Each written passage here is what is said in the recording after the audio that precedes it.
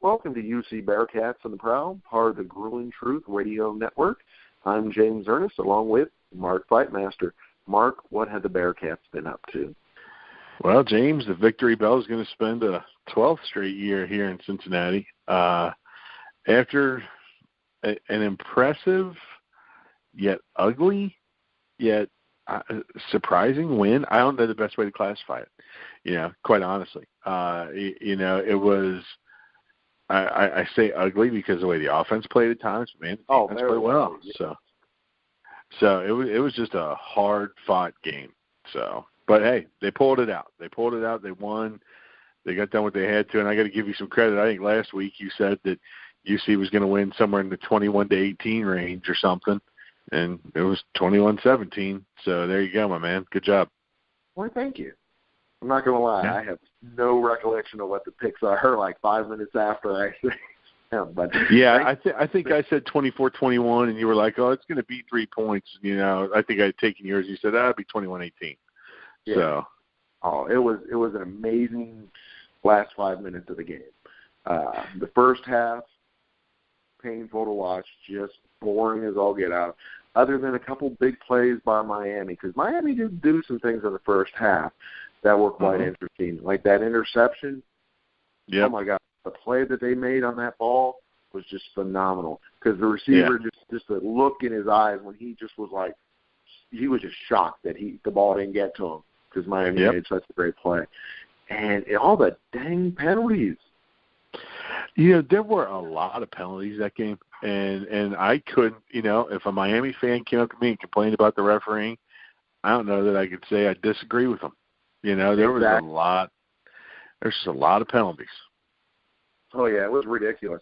Yeah, I was going to say, I know I'm not allowed to have an opinion or emotions during the game, but, yeah, it was tough a couple times on those penalties.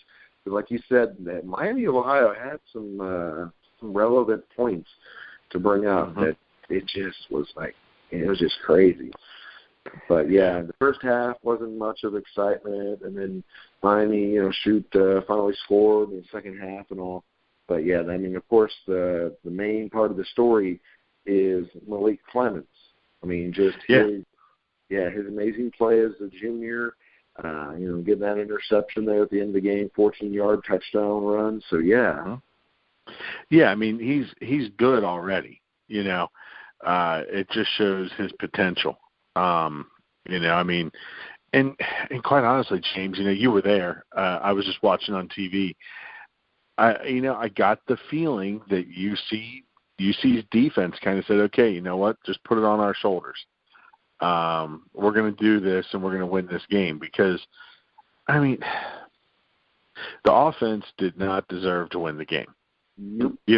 I mean, I'll just put it out there. There was that one great pick by Miami in the first half, I believe it was, the one. Yeah, but in the second phenomenal. half, Hayden Moore drives him down the field and then throws a ball where there's no receiver and threw it right. Yeah, that one was the third quarter. Yeah, it was the third quarter because they were coming, away from the stadium. That was just ugly interception. I mean, it made no sense whatsoever. No. Because they had been driving. It was starting to look good. People, the UC people were starting to get excited. The Miami people were starting to get worried because I think at that point we were on the Miami sideline. And they were starting to get bothered by things, but then all of a sudden they got that pick, and once they got that pick, they were extremely confident from then on out, which, I couldn't blame them because the differential at that time was, 14-11, and it just felt like that 11 points because the offense hadn't done anything was huge. Yeah, I just and I'm watching the play over in my mind, because I'm sitting here watching on TV at home. I'm like, who's he throwing to? Because his receiver continued his route into the end zone, and it had to be a misread. I mean, that's the only way that's the only thing that I guess that's the only excuse he could throw out there. Is it was a total misread. He thought the receiver was going to sit, and the receiver ran up because it went right to the defender. And I was like, oh man. I thought at that point I was pretty sure that it was over. You can just get that kind of feel, like oh yeah, UC's offense wasn't going to put up any more points. Exactly. The fans there at the stadium felt that way. I ain't gonna lie, I felt that way. I even said to the person I was with at the game, I go, you know what? If UC doesn't score in this drive, we're leaving because it's over. Yeah. And because, like you said, the offense had just been so lethargic because Boone had been out, which I did not know Boone was out before the game, but I found that out. Yeah, they said he was in an air cast. Yeah. Oh, that was him. Okay, yeah. Yeah, I do remember seeing a fellow hobbling around in one of those. I guess it happened on the last play of the Michigan game. Ah, fudge. Yeah, so, but, it was just a lethargic showing by the offense. They tried, but it just couldn't get going. But, like I said a little bit ago, what I liked seeing is the defense said, we're going to win this game. Oh, yeah. We will do something. I mean, that interception by Clements was huge, as good a read as you're going to see. By a linebacker. He went with the route. He jumped it. I'm watching on TV and I'm like, well, first I'm like, there's no way they're going to pass here. But second of all, when they passed, I was like, they're going to go for the short, safe one. And then all of a sudden, boom, he sprints in front of it and takes it to the house. And I'm just sitting there like, did I really just see that? Did that really just happen? Because, the defense did great, but they took advantage of some pretty bad play calling and decisions on Miami's part. The kid bringing that ball out of the end zone on the kickoff. Yeah, that was bad. Was horrible. Oh, yeah. Well, that was the thing, because I think his problem was he wasn't sure if he had touched it when he was out of the end zone, so it would count as a safety. Okay, yeah. Well, and that could explain it a little bit, and then that's what makes sense because it touched him on the way into the end zone. Yeah, and so he was. Yeah, I think he was worried about that because it wasn't like arrogance where he was like, "Oh yeah, I'm going to take this out no matter what." Like it kind of ripped off of him, and he just you could tell he was so nervous. Okay, and then you compound it with, and I don't know if you could tell what was going on at the field, but on TV they made a pretty good. They pointed it out really well, but Martin, Miami's coach, he fully believed that he had told the side judge, I'm going to take a timeout with 1 second left on the play clock.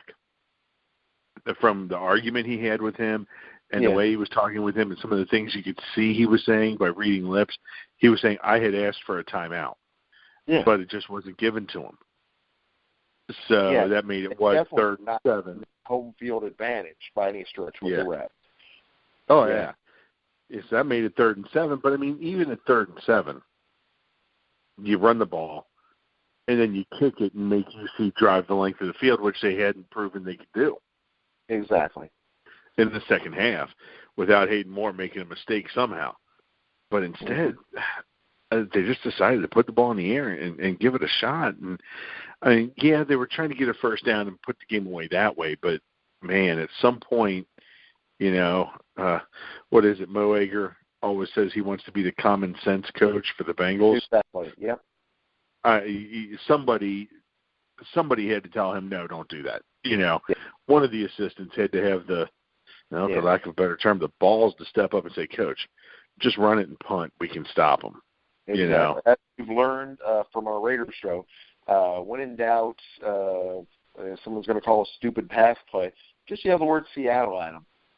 Yeah, no doubt. Because that's Good Lord. That's what they call their goal line passing offense in Oakland. I was watching our Oakland show the other day, and I found that nugget out. And they do that just to make Marshawn Lynch happy, because of course, I'm sure. Oh yeah. Yeah, so it's just but UC found a way to win. Offensively, they were outplayed. Yep. And they found a way to win. And you know what?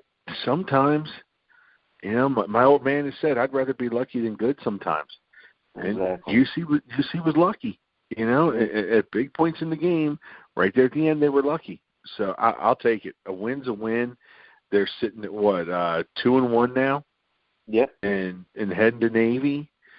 And, you know, maybe this team can get on a roll. I don't know what's going to happen in the Navy game. Well, I kind of have an idea. But, yeah. You know, come out of the Navy game 2-2 and go into the rest of the conference.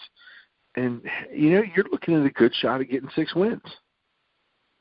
Oh, yeah. I definitely feel there should be a postseason berth.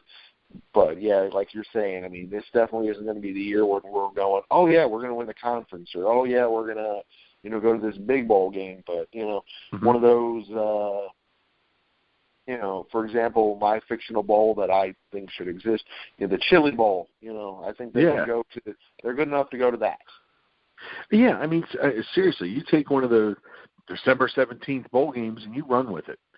And you play, and you get more recognition and more publicity for your team and go, you know, because I think, well, what we saw Saturday was, I think, a direct reflection of the coaching staff, you know, because all that we talked about, all that work they did in the off season, everything they did was to build toughness and to build toughness.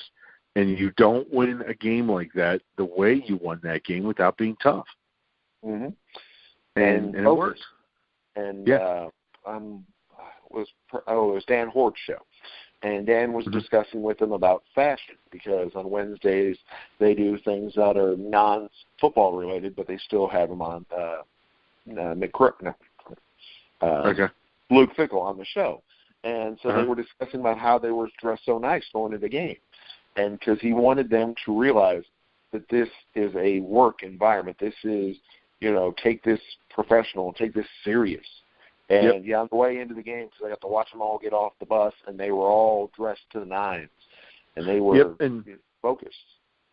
Yeah, and that's another thing, you know, that Fickle takes from Ohio State. That's the way Urban is with his players, you know. And I like seeing that. They're treating it like it's serious business.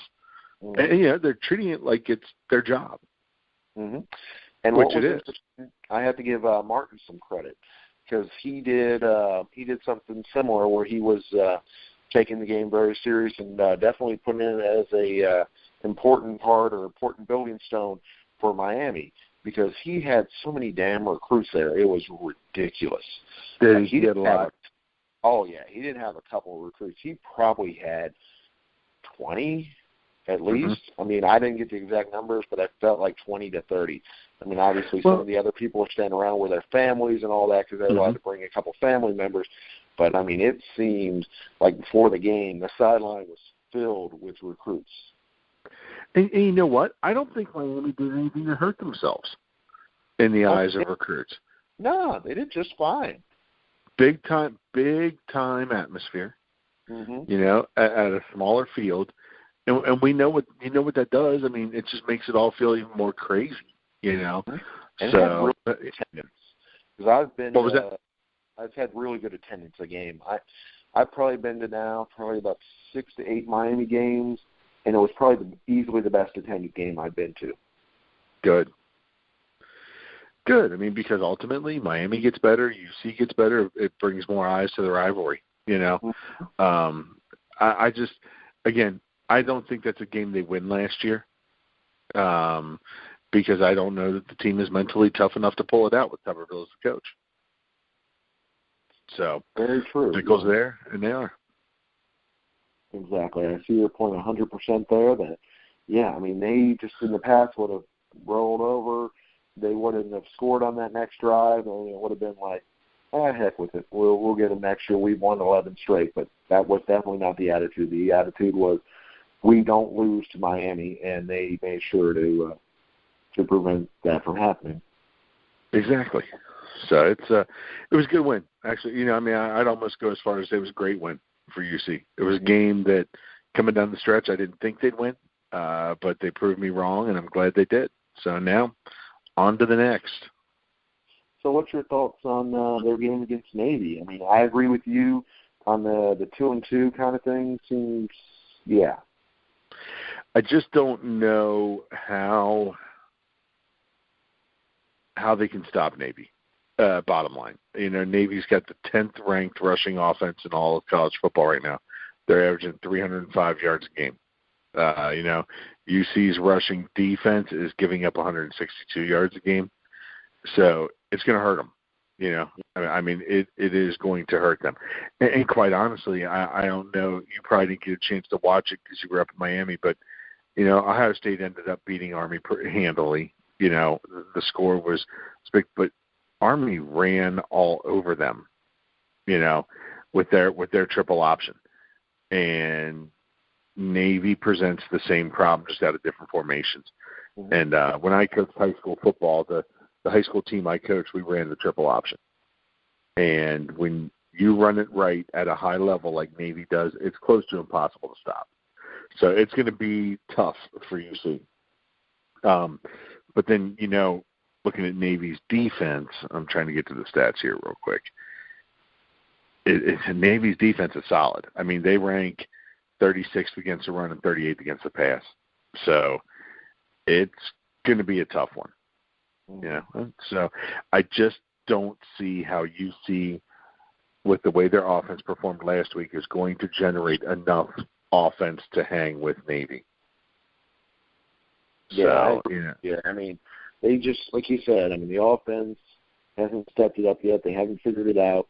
Hopefully they will do something to improve, but yeah, to assume that they're going to be able to compete with Navy because of how well Navy's done, yeah, that's too much to ask. Well, and what's the strength of UC's defense right now? What's the strength? It's their DBs and their, it's the way they play the pass and their linebackers. So the defensive line is really going to have to step up. That triple option puts so much pressure on your defensive lineman because they leave one unblocked, basically. And he's got to make the play. That's why they call it the read option or the triple option, because the quarterback can hand it off to the fullback, the quarterback can keep it, or the quarterback can pitch it, and it's all based on leaving a guy open on the defense and reading what they do. So are UC's defensive linemen athletic enough that if they don't hand the ball off to the tackle or to the fullback, can they get out there to help with the quarterback? And I just don't know that they can. I hope they prove me wrong. I just don't think they can. Exactly, because you're right on that. You got to be athletic enough and you have to be smart enough to be able to read it. And unfortunately, fortunately, it's a thing UC doesn't have to do often, go up against the options. So it's not as that's first thing on their mind playing the game that way. So yeah, it could be rough. Well, you run the option because you may not have as good of athletes. Yep. And so it's not. Some people say, "Oh, it's all based on deception." It's not based on deception. It's based on reading, because you've got cerebral players who can read. And UC needs to try and generate turnovers if they want to be in this game. And Navy doesn't pass the ball that much. And when they do, it comes out of nowhere, so you're not quite ready for it. So it's going to be tough. It's going to be a hard-fought game.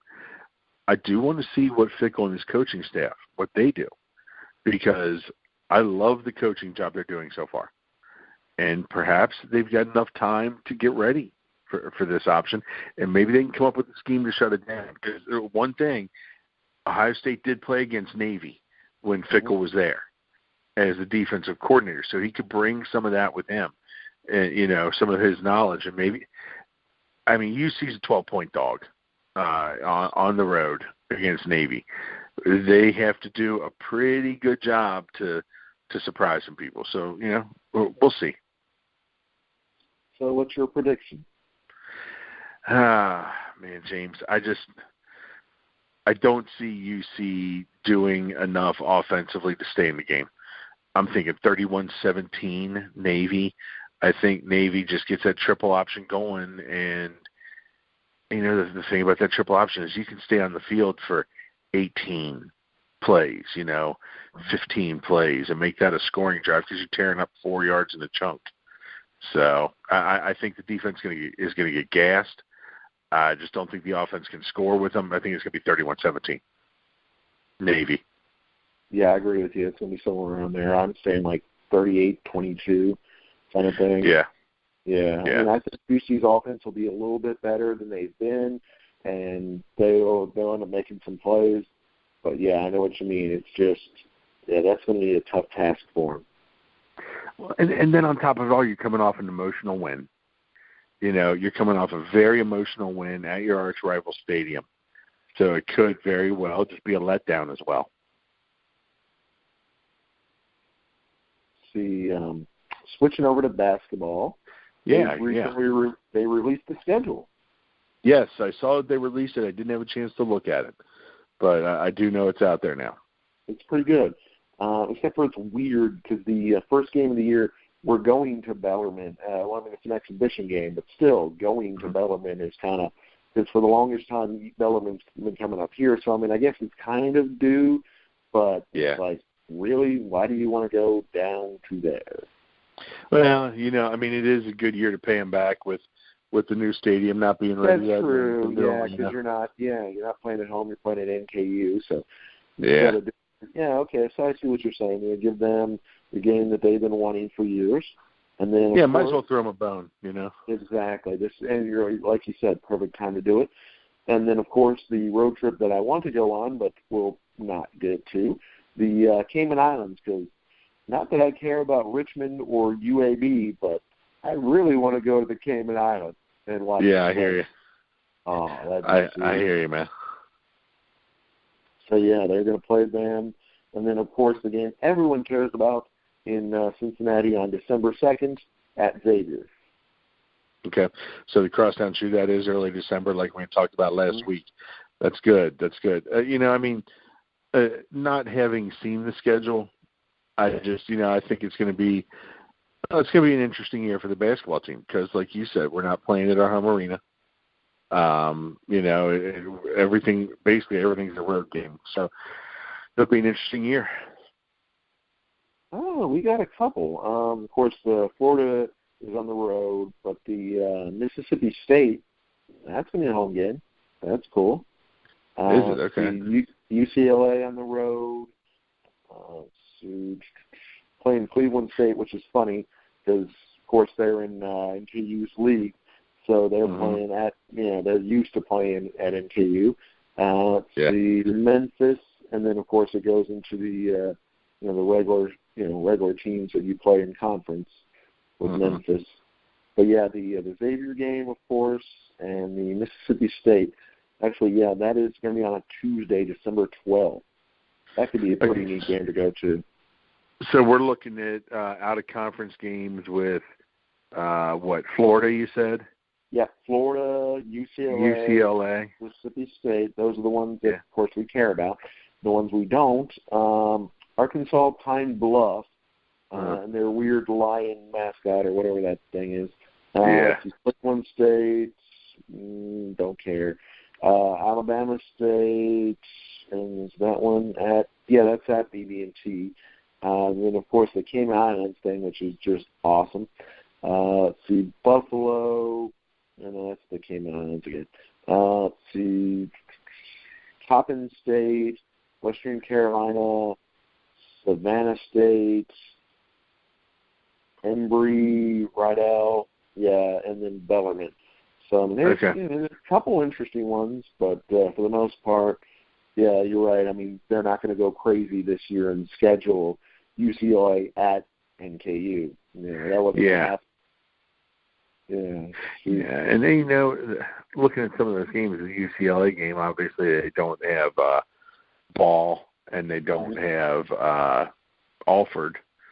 So, maybe they can go to California and pull off an upset. You never know, because it'll be an interesting year. We got some time to get ready for it. But hey, man, once football's over, it's right into basketball because they start right at the tail end of football season. So hell, if they make a bowl game, we'll be talking about the crosstown shootout and possibly a bowl game in one show. Oh, that'd be awesome. I would love to be able to be talking both those up. Yeah, because that December 2nd, I've already put that in my calendar, said I am going to that definitely. That's definitely a priority on the list, getting to see that. Actually, I hope to see 2 games of Xavier that week, because earlier in the week, which could help UC, because they're playing Baylor.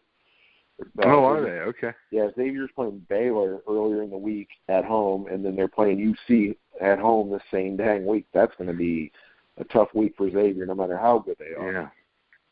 Yeah, I knew they were playing Baylor. I just didn't know when. So that does shape up to be a very tough week for them.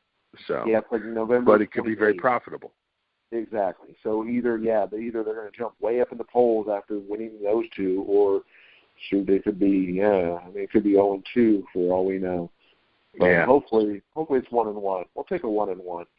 Yeah, we'll take a win over Baylor and a loss to us. Exactly. That sounds like a plan. Very any cool. final thoughts about the basketball or the football? No, hey, just a lot of good things happening up at UC. Let's keep our fingers crossed they can pull out a win this week. I just don't see it happening, James.